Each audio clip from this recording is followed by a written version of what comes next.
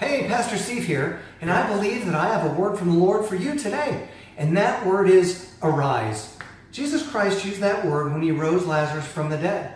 And yet he uses that same term, that same word for us as well. He wants us to arise. He wants us to arise to the occasion of actually being Christians in this dark and dreary world. Now, there's several scriptures in the story of Lazarus that we can look at that will actually help us to understand what happened, how it happened, and how it can actually affect our lives as well. We start out in John 11:9, and it tells us this. Jesus replied, "There are 12 hours of daylight every day. During the day, people can walk safely. They can see because they have light of this world." What he's talking about is the dawn before the dusk, the light before the darkness comes. He's talking about us living in the light and being able to do things in this world prior to death. The very next verse, he talks about how Lazarus had died. In the 11th verse, a little bit further on, he says this, "Then he said, our friend Lazarus has actually fallen asleep, but now I will go and wake him up."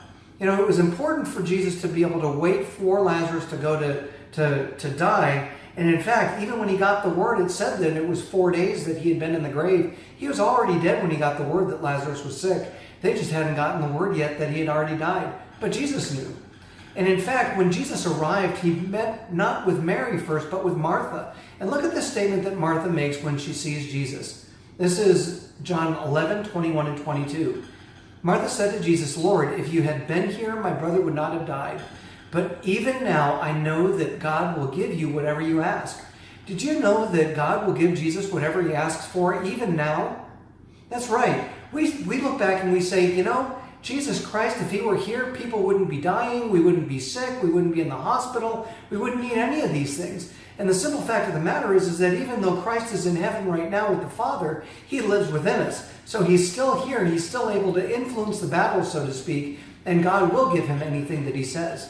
You know what? God will also give you anything that you say if you believe it and don't doubt in your heart. John 11:25 and 26 tells us this. And this is his response to Martha when she said that. This is John 11:25 and 26. Jesus told her, "I am the resurrection and the life. Anyone who believes in me will live even after dying.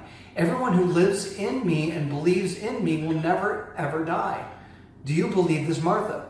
Do you see that last statement in that verse? Do you see that what's happening is that Jesus saying, "Hey, Martha, do you believe that I am the resurrection and the life?" He was testing her. All he was doing was saying, "Hey, if you believe in me, Lazarus is going to raise from the dead." Can you believe? Can you believe that Jesus Christ is the resurrection and the life for every single one of us? If you can, then start believing now, and you're going to start seeing physical manifestations of God's own power here in your life in this earth. It'll be amazing. It'll be tremendous. It'll actually change the way that you look at things. We finish up today with John 11:27. It says, "Yes, Lord," she told him, "I have always believed you are the Messiah, the Son of God, the one who has come into the world from God."